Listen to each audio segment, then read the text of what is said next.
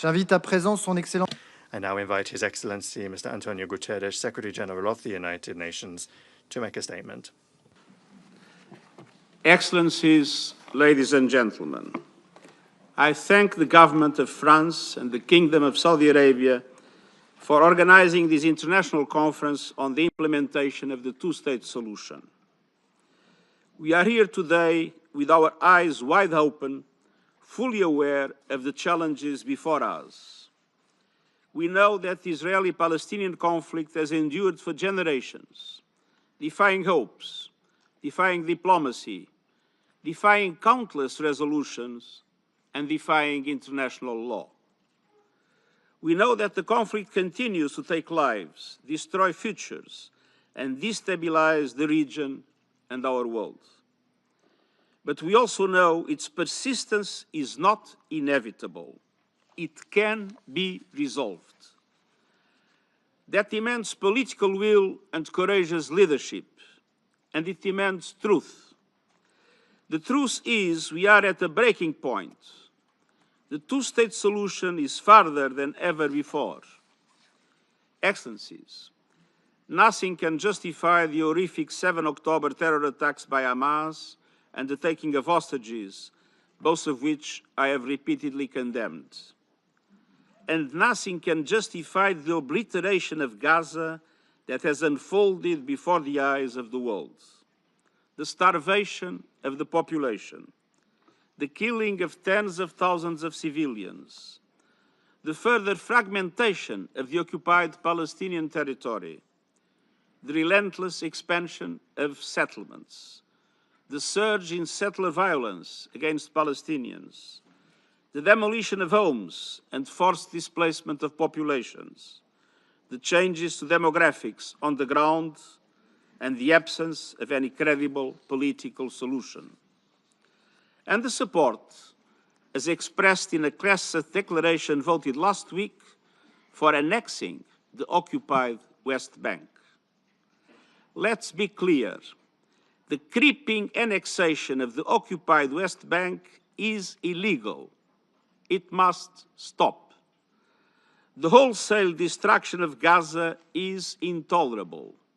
It must stop.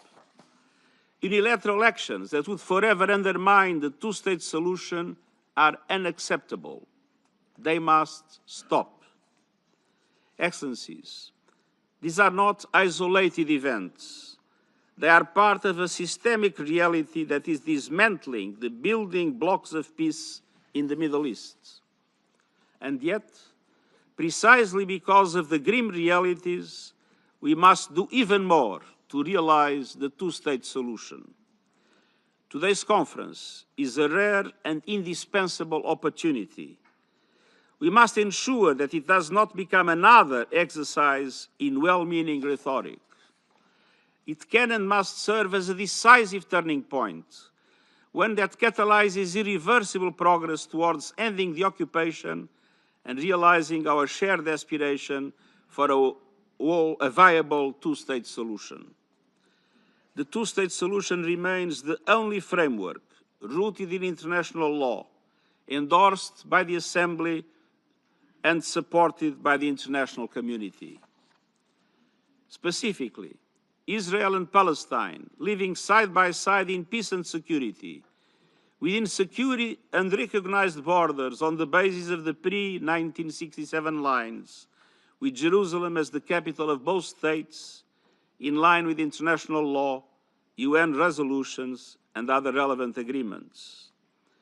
Two independent, contiguous, democratic, and sovereign states, recognized by all and fully integrated into the international community. It is the only credible path to a just and lasting peace between Israelis and Palestinians. And it is the sine qua non for peace across the wider Middle East. Excellencies, Israel, Palestine, and others will have to make difficult decisions on that path. Bold and principled leadership will be required on all sides. We are here to encourage and support that effort Thank you for coming together to advance this essential cause for the people of Israel, Palestine, and all humanity. Thank you.